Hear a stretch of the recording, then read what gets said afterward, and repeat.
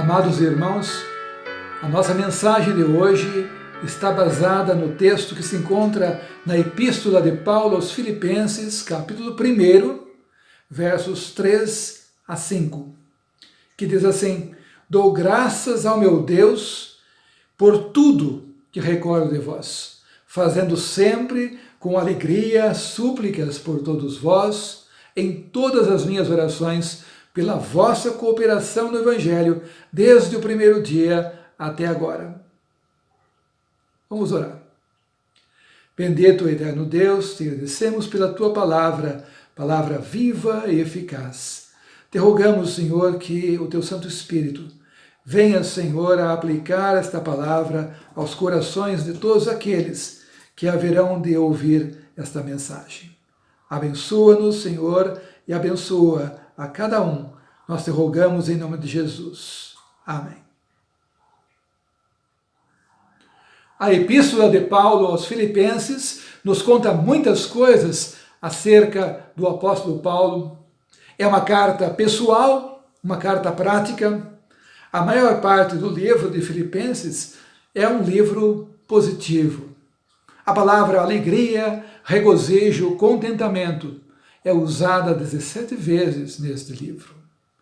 No primeiro capítulo, Paulo começa falando sobre pessoas.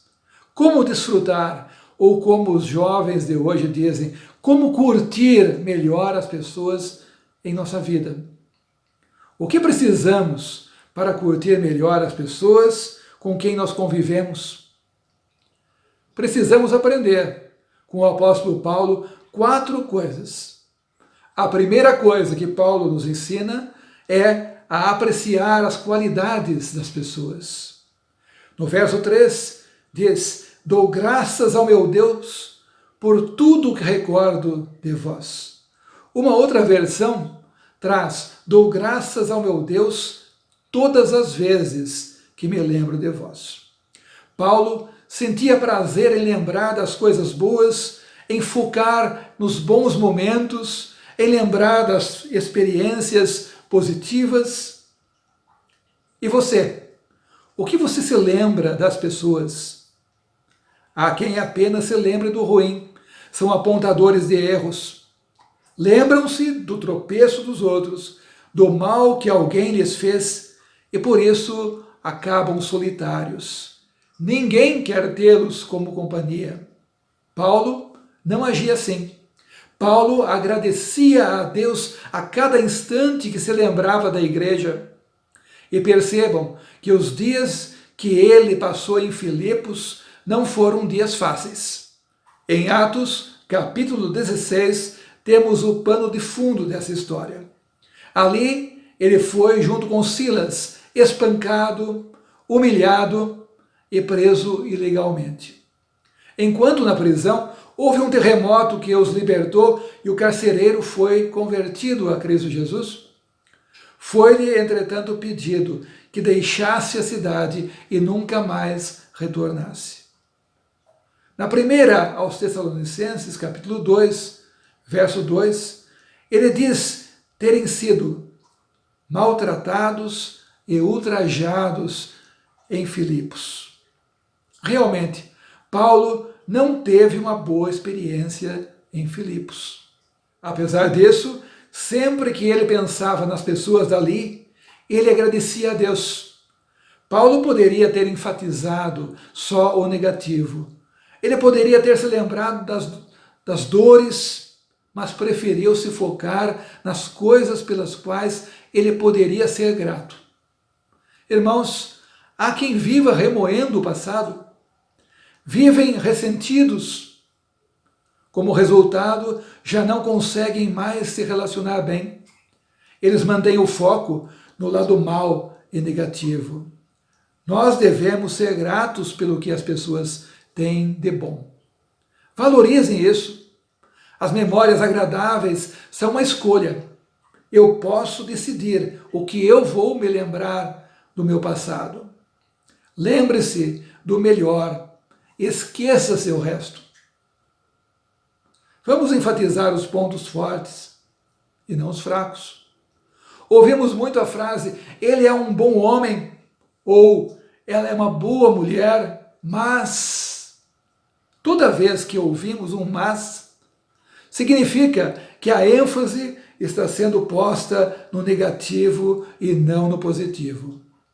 Sejamos gratos pelo que temos, gratos pelas pessoas que o Senhor colocou em nosso caminho. Não existe ninguém perfeito. Eu não sou, nem você é. Paulo agradecia também a lealdade das pessoas. No verso 5, diz ele que ele era grato pela cooperação deles no Evangelho desde o primeiro dia até agora. Aqui nós temos a palavra koinonia, que é traduzida nesse texto por cooperação, mas que traz a ideia de comunhão, traz a ideia de lealdade. Palavra rara nos nossos dias, quando os amigos verdadeiros são poucos e nos decepcionamos com aqueles que pareciam ser nossos amigos, mas que não permaneceram leais a nós. São raros os leais, por isso mesmo o seu valor. Salomão, em Provérbios 18, 24, diz que o homem que tem muitos amigos sai perdendo, mas há amigo mais chegado do que um irmão. Quem tem sido leal? Quem tem sido fiel a você? Talvez alguém no trabalho, um amigo, talvez seu cônjuge, um colega de estudo, um vizinho. Quando você estava passando por um momento difícil, por uma crise financeira, por uma crise no trabalho, por uma mudança de carreira, uma crise sentimental ou qualquer outro tipo de conflito, eles estiveram ao seu lado. Para curtir melhor as pessoas, precisamos, portanto, encontrar o lado bom em cada uma delas. Em segundo lugar, nós precisamos também aprender com o apóstolo Paulo a orar de forma positiva. Nós lemos no verso 4, e todas as vezes que oro em favor de vocês, oro com alegria. É estimulante saber que alguém ora por nós com alegria e não gemendo. Dar graça a Deus pelos outros é também a maneira mais rápida de mudar de relacionamento, do lado ruim para o lado bom. Isso faz duas coisas: muda a nossa atitude e muda a atitude dos outros também. Paulo possuía muitos dons, muitas graças, altas realizações, era um homem culto, conhecedor da palavra de Deus, falava muitas línguas, mas desde que ele se converteu, buscava sempre a Deus em oração, buscava a assistência e a direção do Espírito Santo. Ele nos orienta que oremos sem cessar. Há 4 coisas pelas quais Paulo orava pela igreja e com as quais faríamos muito bem em nos identificar. Elas são citadas nos versos 9 a 11. Ele orava para que eles crescessem no amor, que o vosso amor aumente mais e mais. Ele orava para que eles fossem sábios, que escolhessem as melhores coisas, para aprovar-lhes as coisas excelentes. Ele orava para que eles vivessem uma vida limpa, uma vida sem confusões, que tivessem a consciência limpa também. Serdes sinceros e inculpáveis para o dia de Cristo. E orava para que eles produzissem frutos, que fossem cheios de frutos de justiça. Em terceiro lugar, precisamos aprender com o apóstolo Paulo a ser pacientes com o progresso das pessoas. Paulo olhava para o futuro das pessoas, aquilo que elas poderiam vir a ser, e não apenas para o seu passado. Ele via o seu potencial e era paciente com o seu progresso. No verso 6, ele diz: estou plenamente certo de que aquele que começou boa obra em vós há de completá-la até ao dia de Cristo Jesus. O que Deus começa, Ele sempre termina. É curioso como o ser humano começa muito bem as coisas, mas geralmente não acaba. O homem deixa sinfonias inacabadas, prédios inacabados, livros inacabados, projetos inacabados, faz muita coisa pela metade. Quando Cristo começa uma boa obra em nós, um trabalho em nossa vida, Ele a completa. Apesar das nossas falhas, apesar das más decisões que muitas vezes nós tomamos, apesar dos pecados, apesar de todas as circunstâncias que nós temos que enfrentar, Deus levará até ao fim o que Ele começou na minha vida e na sua vida. Mas temos que ser pacientes com os outros. Devemos dar espaço para que eles cresçam, para que eles se desenvolvam. Não existe nenhum ser humano que seja perfeito, como já dissemos. Somente Cristo foi perfeito. Quem exige perfeição na vida das pessoas para poder desfrutar da sua presença, para poder agradecer a Deus por eles, sem dúvida alguma, fará da sua vida uma vida miserável. Não vamos cometer o erro de julgar as pessoas pela distância que lhes falta ainda por percorrer. Percebamos a distância que eles já percorreram. Sejamos pacientes com o progresso dessas pessoas, porque o crescimento é um processo. Todos nós estamos crescendo e nos desenvolvendo em nossa vida cristã. Por último lugar, Paulo nos ensina que para aproveitarmos bem a companhia das pessoas, precisamos aprender a amá-las de coração.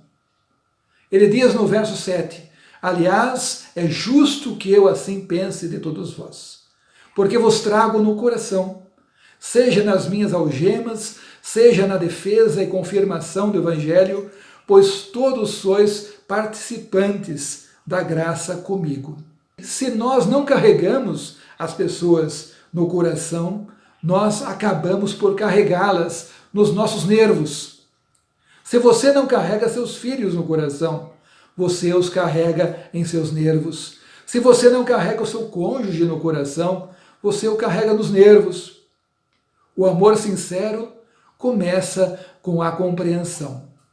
É difícil amar àqueles que nós não compreendemos, àqueles a quem nós não entendemos.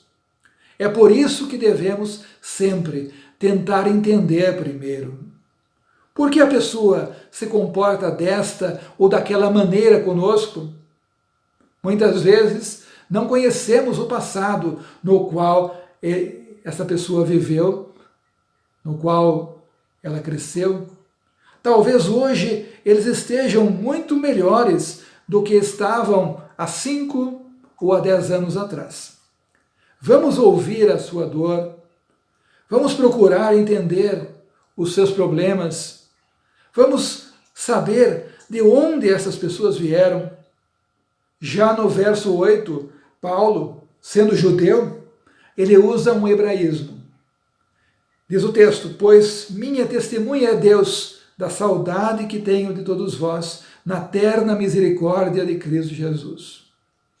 Quando lemos o texto no original, verificamos, entretanto, que a melhor tradução seria Deus é testemunha de que estou dizendo a verdade quando afirmo que o meu grande amor por todos vocês vem do próprio coração de Cristo Jesus. O amor com que devemos amar não é um amor natural, é um amor sobrenatural, pois é infundido por Cristo Jesus. É o amor de Deus que está em Cristo Jesus, nosso Senhor. O amor humano se seca, o amor humano morre. O único amor que perdura, apesar das dificuldades, apesar das circunstâncias, é o amor de Deus, o afeto profundo de Jesus Cristo. Esse é o único amor que perdura. Romanos 5, verso 5 diz, ora, A esperança não confunde, porque o amor de Deus é derramado em nosso coração pelo Espírito Santo que nos foi outorgado. Não podemos ganhar, não podemos merecer ou adquirir esse amor. Ele é dado, ele é presenteado pelo Espírito Santo.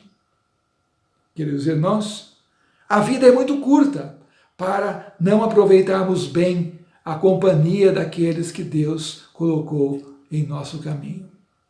Que Deus nos habilite a agradecer por essas pessoas, a orar por essas pessoas, a ser paciente com elas, a amá-las de verdade. Que o Senhor assim nos abençoe. Amém. Vamos orar mais uma vez. Querido e excelso Deus, te agradecemos, Senhor, porque a Tua palavra nos ensina a aproveitar melhor a companhia das pessoas. Te agradecemos, ó Deus, por aqueles que Tu tens colocado em nosso caminho. Te agradecemos pela vida, Senhor, dos nossos irmãos. Te agradecemos pela vida, Senhor, dos nossos amigos, dos nossos companheiros de trabalho, dos nossos vizinhos. Te rogamos, Senhor, que Tu nos habilites a que vejamos sempre aquilo que há de melhor neles. Que possamos, Senhor, agradecer em oração por suas vidas. Que possamos nos lembrar deles, pedindo sempre aquilo que seja o melhor. Que nós possamos, Senhor, estar olhando para o seu progresso e nunca para os seus problemas. Que estejamos nós olhando, Senhor, para o quanto essas pessoas têm melhorado no seu caminho espiritual. E que nós possamos, ó Senhor, acima de tudo, amar a essas pessoas com o mesmo amor com que temos sido amados por Ti. Abençoa-nos, Senhor. Nós te rogamos, em nome de Jesus, o nosso Senhor e Salvador. Amém.